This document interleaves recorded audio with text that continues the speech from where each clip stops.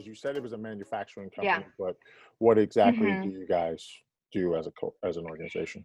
Yeah, so we manufacture cutting tools for the label and envelope industry. So if you think about pretty much any type of label or sticker, we make the cutting tools for that. So we don't make the actual labels in-house. We would provide the cutting tools to like print shops that would use them in their machines to make then the labels and stickers. So pretty much there's such a wide variety of like food labels, pharmaceutical labels, kids stickers. I mean, there's so many things, beer and wine labels. So we make primarily the flexible tooling here in this facility, and then we also do have a hard tooling department. So they make magnetic cylinders that the dies wrap around then to use in the machine. I'm in an HR assistant role here, so I work with a little bit with I've been doing like a video marketing project with the sales team. I do the recruiting, interviewing, onboarding, and then I also just kind of help out with any other tasks as needed for ordering apparel or things like that, event planning. So I did some prep for like our Christmas party that we were going to have this year, but of course we can't because of COVID. But kind of some of the back end work with planning that. So that's kind of the broad overview of what I do here. So Do you that's guys only primarily what have we make. one office in Kansas City? Do you have multiple in the Kansas City metro, or where are you guys located? This is our only location actually in the US. Our headquarters is in Germany, and then we also have a facility in the UK and Russia. And then Lenexa is just our one facility for the whole United States. So we used to have a facility in Atlanta, but then we brought them in house. So now we just run this one facility. Two-part question for you. A, Yeah. you mentioned hiring, so what sort of positions hmm are you guys hiring for? I'm sure there's a lot of them, so you don't Yeah. have to cover the whole gambit. But and then Yeah. secondly, what sort of people are you looking for? Yeah. So we are primarily looking for like entry level. Most of our positions are pretty trainable. It just requires like basic math and computer skills, honestly, depending on the position. Some of them, just being familiar with the computer, our software and everything we use is unique to us. So nobody's going to like come in and know, how to use it right off the bat. But just being comfortable with the computer and pretty fast paced as far as working in a fast paced environment. Those are kind of the main things. So it's like machine operation for the most part, which is using the computer to kind of run the machine. Um, and so, we do have a chemical type environment, but most of our building is very um, climate controlled, and there's only one area that's pretty like heavily chemically focused, and the rest is pretty, in a clean climate controlled environment. So yeah, mainly like first and second and mid shift is kind of what we're always looking for. We do have a third shift, but currently we don't have any positions available on that shift. But pretty much consistently, we're just always looking for anybody who might be a good fit on either first, mid, or second, which is, our first is 6 to 2, mid is anywhere from like starting at 11 or 12:30 between there and working until 7 8:30, something like that, depending on the position. And so as far as what we're looking for in people, like I said, mainly just the math skills, the computer skills, and then of course like those soft skills. We're always looking for people that have leadership qualities that we could see working their way up in the company. We do like to promote internally, so into leadership roles. Like we have a lead role and then a senior lead, and then we've had people that have been here 11 years and they started kind of the entry level, and some of them are supervisors now. So we're just always looking for good people with those basic skills that just want to come to work hard, and kind of have those potential to develop into those leadership roles. So Yeah, I'm sure there's a lot of people that are going to be glad that you have vertical upward mobility, let's put it that way, upward mobility, because that is something that a lot of people are interested in and want to know that if I start off at an entry level that I can eventually work my way up. So you've been there now 10 months, just about 10 months. Yeah. What are some of the things that you enjoy most about working for Kocher and Beck? I would say like so they're family owned.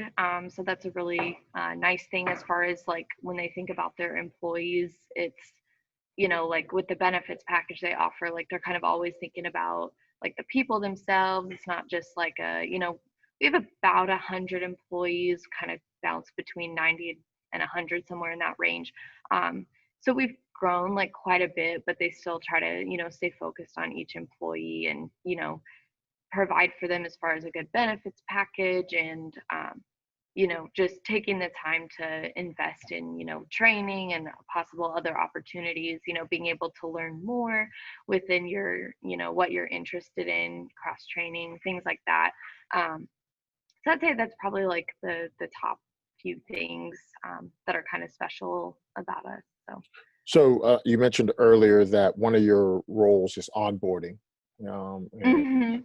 what does that onboarding process look like for you? So if I Yeah. was to come in and work with you guys, what does that onboarding process look like? Yeah. So this year, actually, we implemented a new like HR system, which was a big deal. We used to be everything on paper, like even our applications, the all the onboarding was paper, like just signing everything, storing it. So I was also a big part of the, going through the trainings for the new system, and we wanted to make it more streamlined and, easier for everybody. So when we make a new hire, they still do their onboarding. I know some companies like just send them virtually, like all the stuff for them to complete. But we still like to do it here, like personally, just to make sure we get everything filled out right. They actually like go through the handbook and we go over all the policies, things like that. So they usually come in for their first day, do about a 2-hour orientation where we walk through like the policies and, get information from them and kind of get them all set up to go. One training video that they watch. And then from there, we used to do like more of a full blown tour, but with COVID, mainly people have to kind of stay in their departments. So usually they get a little tour of the department. They're introduced to who they'll be training with. And then from there, we usually pass it off to the trainer or the supervisor, and they kind of get them all set up with their training. They follow pretty closely with someone until they kind of get the hang on things.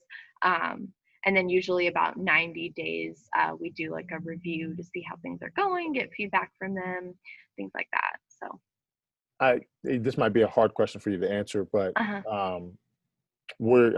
I know like some companies had to change their manufacturing, what they manufactured when COVID hit. Hmm. Did you guys ever go through that, Hmm. or have you guys just been consistent on what you guys do best?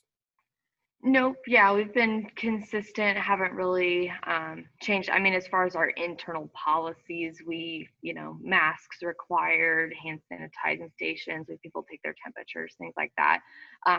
But as far as what we've been manufacturing, we've just been doing our, flexible dies. Of course, we can see that, if a die comes through and it is for like a mask cutout or something like that, we'll see things like that. But we've just been staying with the flexible dies and mag cylinders, just because there is such a high demand. Like, when toilet paper was going like crazy and all the food products. So like even the little stickers that come on like your produce, we make the cutting tools for that. So we were so actually busy with, pharmaceutical labels, food labels, beer and wine labels, like everything that people were buying during the pandemic. So we pretty much stayed very busy, just between kind of the usual things, I guess. So if someone wanted to apply for a job with you guys, how would So. they Mhm. go about doing that? Yeah, so Paylocity is the name of the system that we use. So they go on, we have basically Paylocity sends our jobs to Indeed for free. So they are out there. And then we do integrate with Job Target, which basically sends our jobs out to a bunch of different job boards. We don't get a specific list because they kind of they monitor performance and then send them to the best ones. So that could range from anything from like Monster to ZipRecruiter, um, Career Builder, kind of some of those bigger job boards, and then also some niche ones that they just send it out to. So we're kind of in a lot of different places, but they all drive people back to our Paylocity page, or if they go on our website to our careers page, they can just hit a button that says apply now, and that will take them directly to our Paylocity page. Okay. So Yeah, we'll make sure and we drop a link for that and make sure yeah, people it's a know. pretty short application. If people upload their resume, I think it auto fills part of the like work history and things like that for them. So that way they just have to fill out, education if they want, or, we have a few screening questions, but for the most part, I think most people complete it between 10 and 20 minutes, probably at the most. So What's the yeah. interview process like? Yeah, so usually when we get applications, I kind of go through them, decide if we're going to do like a pre-screen phone interview with the candidates. If so, I usually reach out to them via phone. If I catch them, I'll talk to them right then, kind of ask some basic questions about what they're looking for, see if it kind of matches what our company is kind of looking for, check on some of the basics like location, pay, the shift, if the shift we have is not what they thought it was, things like that. That's kind of, the basics. And then I just kind of ask them a little bit about, what they're kind of seeking out in a company or position, kind of what their strengths are, ask a little bit about kind of their computer experience, things like that. And then if the phone interview goes well, then we usually bring them on site for an interview, where I do a little bit more in depth of, an interview, talk about their past experience, everything like that. And then usually we pull in like my supervisor or whatnot. They kind of get a second set of eyes, ask a few more questions, and then if it went well, then we'll kind of make a hiring decision from there. And usually it moves pretty quick. So we usually, talk about it, and then usually if it went well, we try to make an offer like the next day.